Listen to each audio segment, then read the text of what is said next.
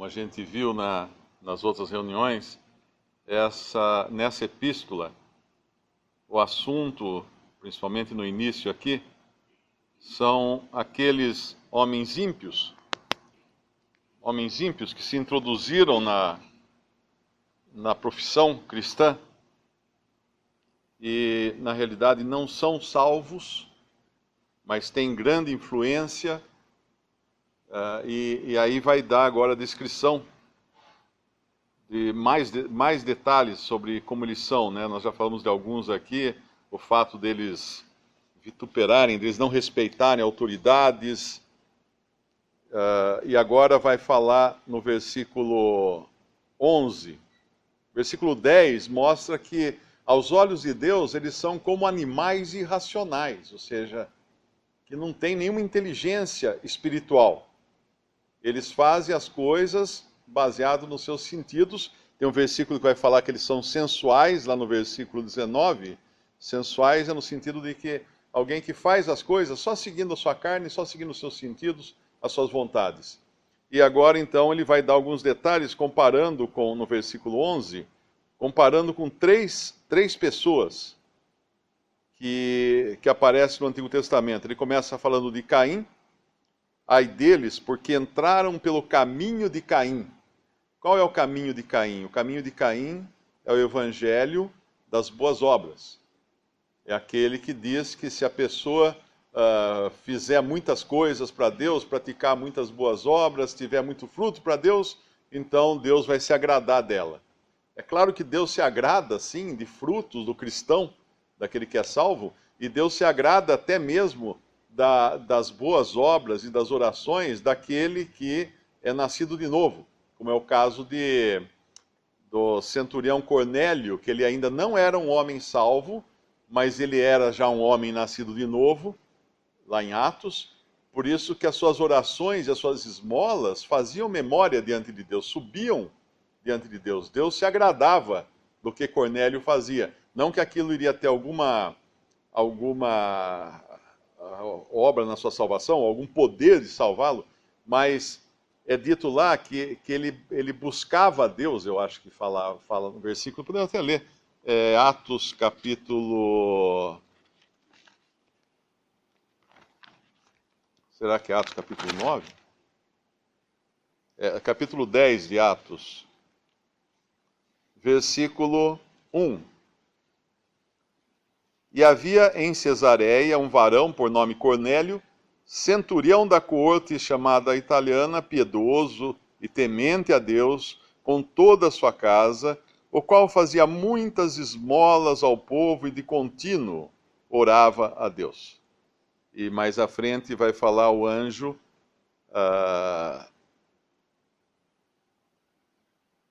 versículo 4, e disse-lhe: as tuas orações e as tuas esmolas têm subido para a memória diante de Deus.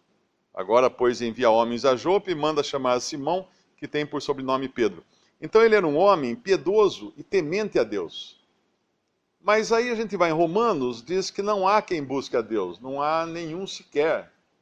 Então como que Cornélio podia ser um homem piedoso e temente a Deus, se em Romanos fala que nenhum homem busca a Deus? E nós sabemos que neste ponto aqui, Cornélio ainda não era salvo. Não era convertido realmente a Cristo. Por quê? Porque ele não tinha escutado o Evangelho. Ele vai escutar, ele conhecia a palavra de Deus, ele tinha sido vivificado pela palavra e pelo Espírito, e isso é o novo nascimento, mas porque ele era um prosélito, provavelmente, ele cria na religião dos judeus, no Deus dos judeus, mas ele só vai ser salvo no momento em que Pedro abre a boca e fala para ele o evangelho puro da salvação, que é no versículo... E é muito bonita essa passagem, outro dia acho que foi o Batista que pregou sobre ela, no versículo...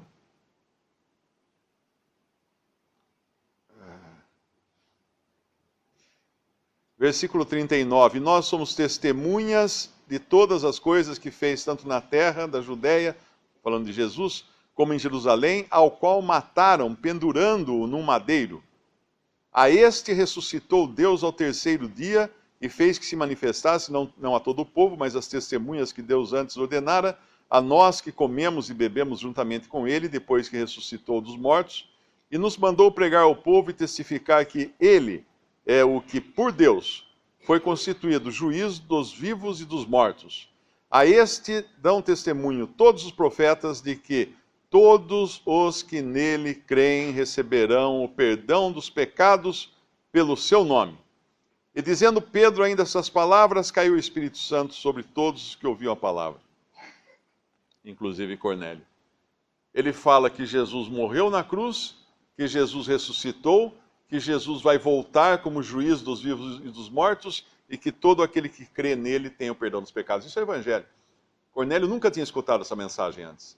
Agora ele escuta, ele é salvo. Mas antes disso, ele era um nascido de novo, porque ele já tinha tido contato com a palavra de Deus, o Espírito Santo já tinha incutido vida nele, e ele então era capaz, sim, de orar a Deus e das suas orações subirem a Deus, em memória a Deus, e ele era um homem que buscava a Deus, porque já não estava mais, não era a sua carne buscando a Deus, mas agora a vida que ele tinha em si, que foi uma vida incutida pelo Espírito Santo de Deus nele, o novo nascimento, que capacitava ele não só a buscar a Deus, como também a sentir o peso dos seus pecados.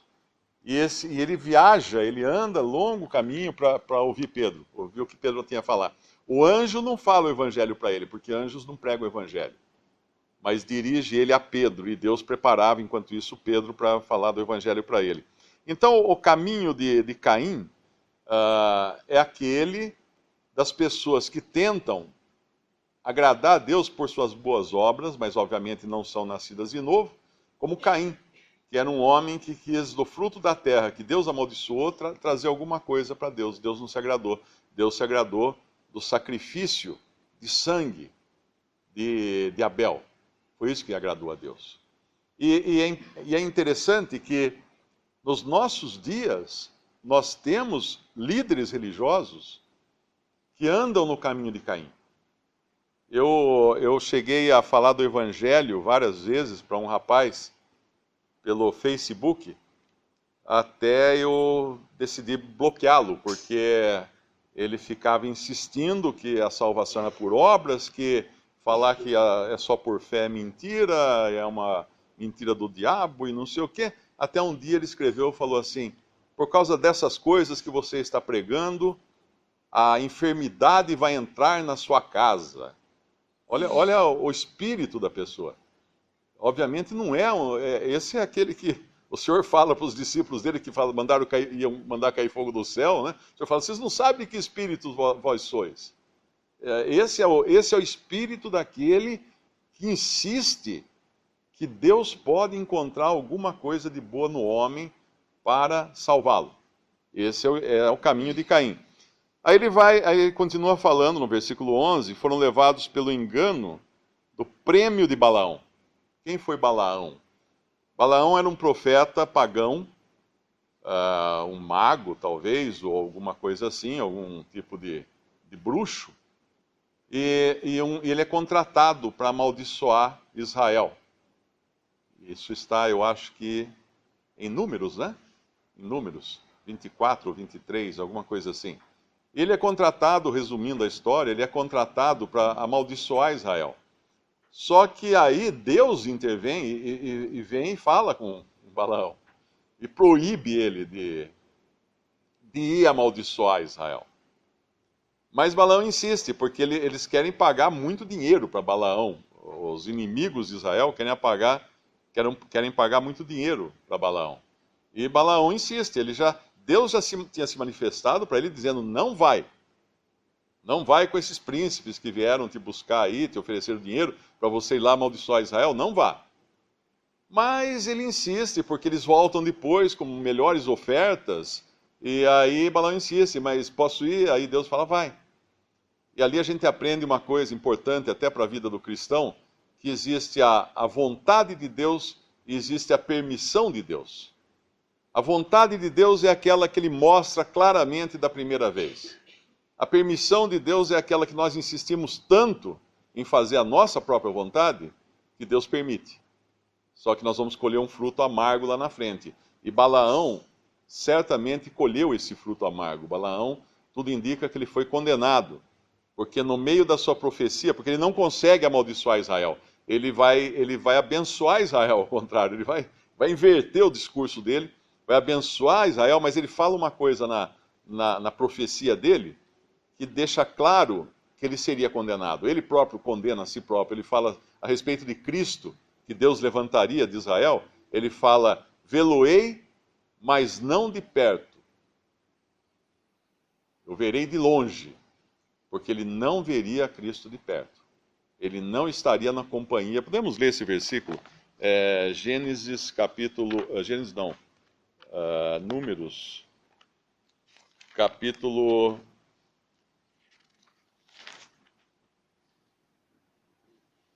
é isso? 23, 24? É 22? No 24 que está essa passagem. Começa desde o 22, a história, e no 24 ele vai falar isso, versículo 16. Fala aquele que ouviu os ditos de Deus e o que sabe a ciência do Altíssimo, o que viu a visão do Todo-Poderoso, caído em êxtase de olhos abertos, vê-lo-ei, mas não agora. Contemplá-lo-ei, mas não de perto. Uma estrela procederá de Jacó e um cetro subirá de Israel, que ferirá os termos dos Moabitas, etc. Balaão depois, ele não consegue amaldiçoar Israel, mas ele vai depois sim amaldiçoar Israel de outra maneira, porque ele vai ensinar os filhos de Israel a se misturarem com as mulheres pagãs. E eles vão então se prostituir com pagãs, e acabará isso se disseminando pelo povo de Israel. Mas aqui então, esses que seguem o engano do prêmio de Balaão, hoje basta ligar o rádio ou a TV, nós vamos encontrar esses, porque eles vão pedir dinheiro, eles vão dar carnê para as pessoas pagarem, eles vão vender um monte de bugigangas, dizendo que aquilo traz bênção para as pessoas. Eles vão, em suma, fazer comércio, como foi dito pelo apóstolo, farão comércio de vós. Eu não me lembro agora qual é a passagem que fala isso. E Apocalipse também fala de Babilônia, né, aquela que negociava com as nações. Então essa transformação, primeiro, a transformação do Evangelho na salvação por obras, e esse é o caminho de Caim. Segundo, a transformação do Evangelho num negócio, este é o engano do prêmio de Balaão. E terceiro, pereceram na contradição de Coré. O que foi Coré? Coré foi um que ele quis usurpar uma posição que não era dele. E ele foi então condenado por causa disso. E o não reconhecimento do senhorio de Cristo também equivale à contradição de Coré, porque no momento que nós colocamos homens acima de nós e não Cristo como Senhor e cabeça, nós não estamos reconhecendo a autoridade máxima, que é Cristo. Porém, o próprio Senhor Jesus Cristo deu à Assembleia também, à Igreja, aqueles que têm o cuidado pela Assembleia, aqueles que têm, que zelam, são zeladores, né? São aqueles que cuidam do rebanho. E existe também a necessidade de cada um considerar esses, como fala lá em Hebreus, dos vossos pastores, né? Que ele fala, obedeceis aos vossos pastores, ou alguma coisa, vossos guias, obedeceis aos vossos guias. Então existe sim também entre os crentes, eu não diria uma hierarquia como um sacerdócio, né? Que a gente encontra em algumas religiões, ou o pastor, que é uma autoridade máxima em religiões protestantes, ou alguma coisa assim, não. Mas existe na Assembleia local irmãos que têm zelo, que têm cuidado, que são zeladores do rebanho. E devem ser escutados quando, obviamente, eles trazem alguma coisa para o bem do rebanho. Então, Coré nos fala dessa insubordinação, acho que a palavra é essa. Insubordinação. A primeira é a salvação por obras, que é a pretensão do homem se salvar a si mesmo. Segundo é fazer de Deus comércio. Terceiro é sentimento de insubordinação.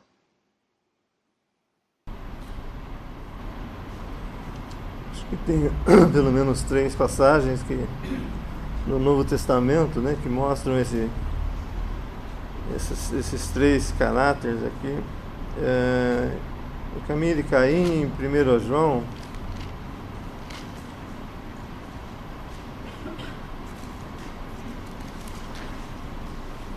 no capítulo 3, versículo 11 e 12.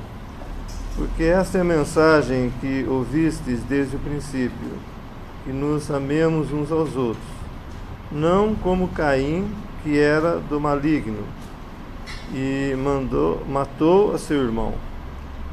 E por que causa o matou? Porque as suas obras eram más e as de seu irmão justas. Isso aqui é bem também o caráter da religião, né? Caim, um homem religioso e assassino. E tem uma alusão também, faz uma alusão ao próprio Israel, né? Que matou a Cristo, que crucificou a Cristo. E por quê? Por inveja. Por inveja o entregaram. E por quê? Porque as suas obras eram más. Dos judeus, nesses dias do Senhor, suas obras eram más, e as de seu irmão justas, Cristo. Então é um caminho, né, que aqui Judas está nos dizendo que entraram pelo caminho de Caim e foram levados pelo engano do prêmio de Balaão. Em Apocalipse capítulo 2,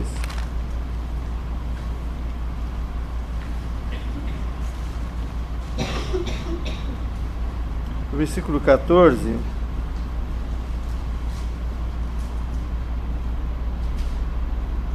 mas umas poucas de coisas tenho contra ti, porque tens lá os que seguem a doutrina de Balaão, o qual ensinava Balaque a lançar tropeços diante dos filhos de Israel, para que comessem dos sacrifícios da idolatria e se prostituíssem.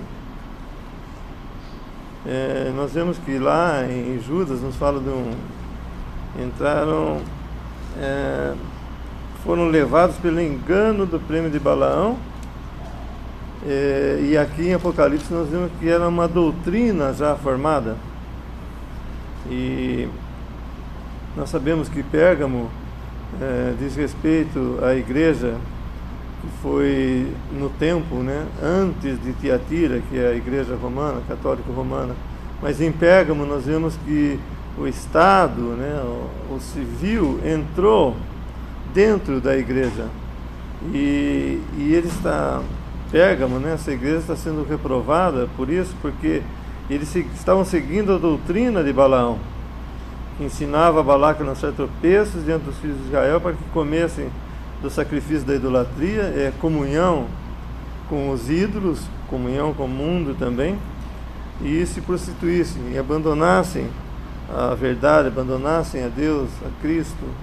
Então esse foi o princípio, né, da queda, né, da igreja, que tinha começado logicamente com Éfeso, mas em Esmirna nós vemos que houve um tempo de grande perseguição e se aproximaram do Senhor. E em Pérgamo, Satanás, mudando de estratégia, entrou dentro da igreja, colocando sua autoridade ali, e nós vemos que estão seguindo essa doutrina, né, de Balaão, e vendendo-se, como foi explicado. E depois nós temos também pereceram na contradição de Coré, que em Hebreus 13, que nós vemos esse versículo que foi citado, esse princípio, né, de rebelião e de insubordinação. Hebreus 13, é 13 mesmo que fala? 17? Ah, sim, obrigado.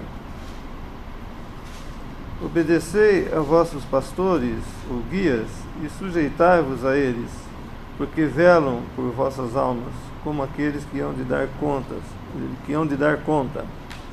para que o façam com alegria e não gemendo, porque isso não vos seria útil. Então nós temos aqui 3 passagens, né, do Novo Testamento que nos mostram esses 3 caminhos, né, essas 3 atitudes, ou essas 3 coisas que seguiram esses princípios falados já no Antigo Testamento e que penetraram, né, na igreja. E como Judas é uma carta que está nos falando da apostasia, né, da igreja, da decadência da igreja que se seguiria, então esses 3 princípios entraram, né, permearam, levedaram, né, toda a igreja, e então já era necessário, como ele fala mais à frente, se batalhar pela fé que uma vez foi dada aos santos, porque essas coisas já tinham se introduzido. Me parece que é quando Samuel vai em busca de Davi, que ele diz que Deus não enxerga como enxerga o homem. Eu acho que é isso, ou estou enganado. Deus não vê como vê o homem. É na escolha dos... Acho que é 1 Samuel 16, mas eu não sei se é aqui que eu... acho que é isso. 16, 1 Samuel 16, versículo 6. E sucedeu que, entrando eles, viu a Eliabe, e disse: certamente está perante o Senhor o seu ungido. Ele tinha ido lá escolher aquele que seria o rei, que seria o ungido de Deus. Porém o Senhor disse a Samuel: não atentes para a sua aparência, nem para a altura da sua estatura, porque o tenho rejeitado. Porque o Senhor não vê como vê o homem, pois o homem vê o que está diante dos olhos, porém o Senhor olha para o coração. O Senhor olha para o coração. E aqui nós estamos vendo no versículo 12 de Judas, estes homens, né, do qual ele está falando aqui, são manchas em vossas festas de caridade. Quando a gente vê aqueles filmes de detetive, eles têm uma lâmpada de... eu não sei se é infravermelho ou é alguma coisa, não entendo muito disso, mas quando eles vão no local do crime, eles acendem aquela lâmpada e aparecem várias manchas, mesmo que a pessoa tenha tentado limpar o sangue ou coisa assim, aparecem aquelas nódoas no tapete, ou no piso, ou na parede, que a olho nu não são vistas. Mas a hora que acende aquela lâmpada, aparece, revela a mancha, revela a nódoa. E nós não temos esse equipamento em nós, no nosso homem natural, né, de enxergar essas nódoas, essas manchas. Então, quando nós olhamos para homens que parecem ser grandes homens ou grande coisa no mundo cristão, nós precisaríamos ligar esse aparelho para ter a visão de Deus, porque Deus vai enxergar as manchas. E esses homens aqui que são descritos aqui são manchas no meio da comunhão cristã. São manchas, ainda que muitos de nós olhamos para eles e falamos: uau, esse aí é realmente uma sumidade, né? Esse sim é um homem digno. São manchas. Deus está falando que são manchas, porque Deus não vê como vê o homem. Deus não olha para a aparência exterior do homem.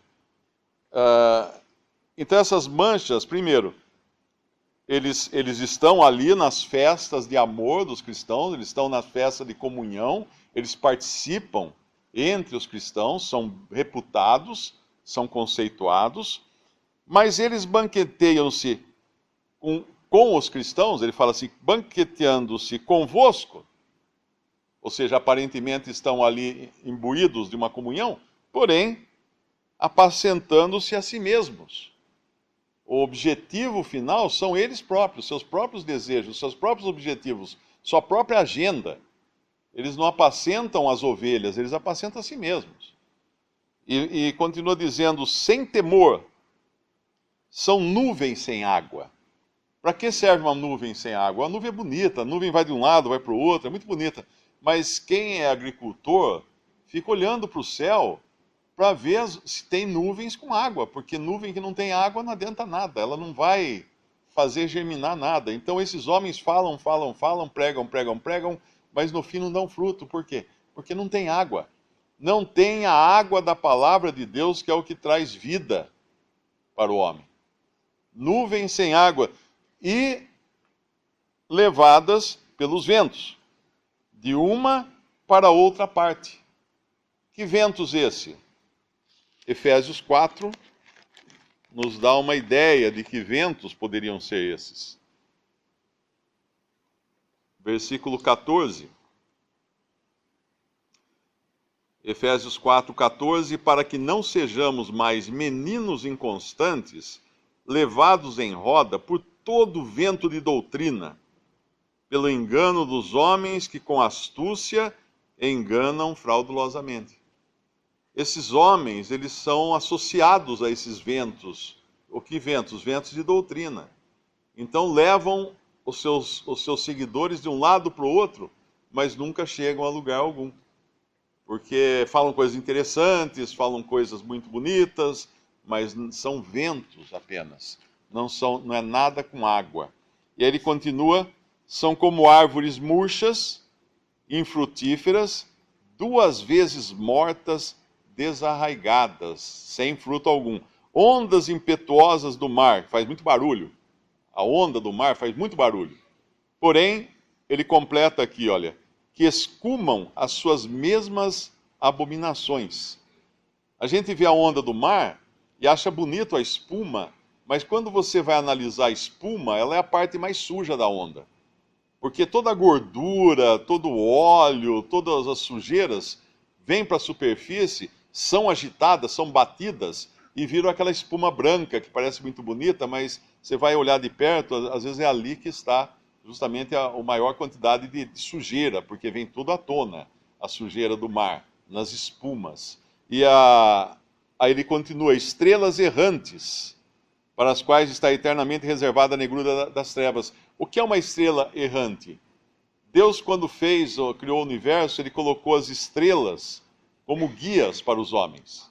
E até hoje, tanto os navios como as naves espaciais também, se guiam pelas estrelas. A gente pode perguntar, como é que uma nave lá no espaço sabe que lado ela tem que ir, que lado ela não tem que ir? Essas estrelas. As estrelas continuam sendo guias até mesmo na era da mais alta tecnologia que nós vivemos hoje.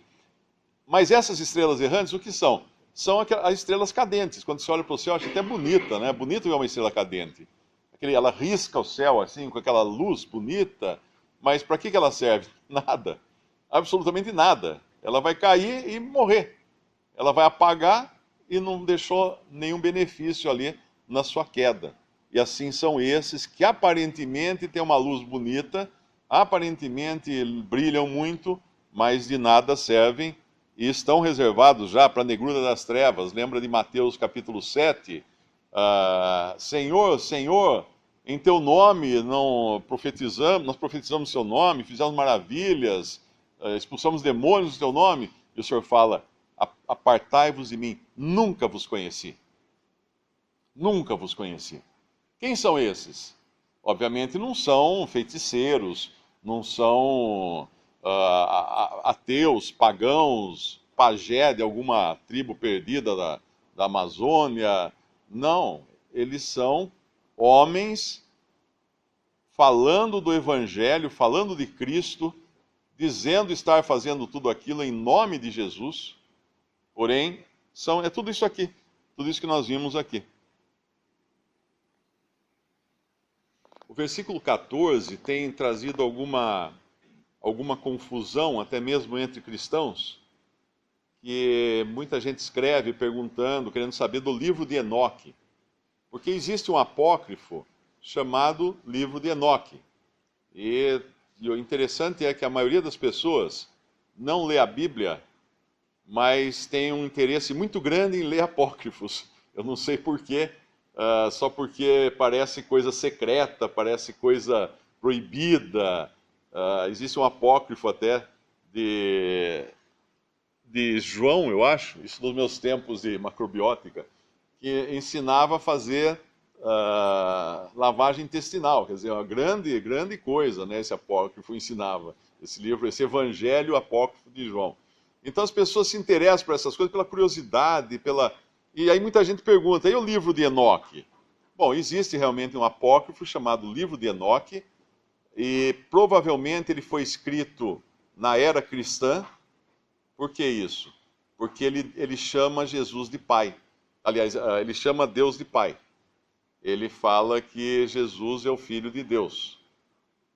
O Messias seria o Filho de Deus, como se ele estivesse profetizando. Acontece que o Senhor Jesus foi aquele que trouxe a revelação de que ele era o Filho do Pai, o Filho de Deus. Isso nos Evangelhos. Enoque não poderia ter escrito isso há milhares de anos atrás, quando ele viveu. Então aqui nós temos, Judas não está falando do livro de Enoque. Embora esse trecho da carta de Judas apareça no livro de Enoque, porque certamente o autor do livro de Enoque leu Judas, e aí incluiu esse trecho no livro de Enoque. Mas é um livro apócrifo, escrito na era cristã, e Judas não está falando de nenhum livro de Enoque. É só ler a passagem. Destes profetizou também Enoque, o sétimo depois de Adão, dizendo: Eis que é vindo o Senhor com milhares de seus santos. Ele não fala que o livro de Enoque profetizou no livro de Enoque. Não, ele fala que Enoque profetizou isso. Como que Judas sabia? Provavelmente por revelação direta do Espírito Santo de Deus a Judas, quando ele escreveu essa carta.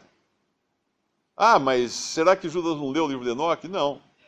Não necessariamente.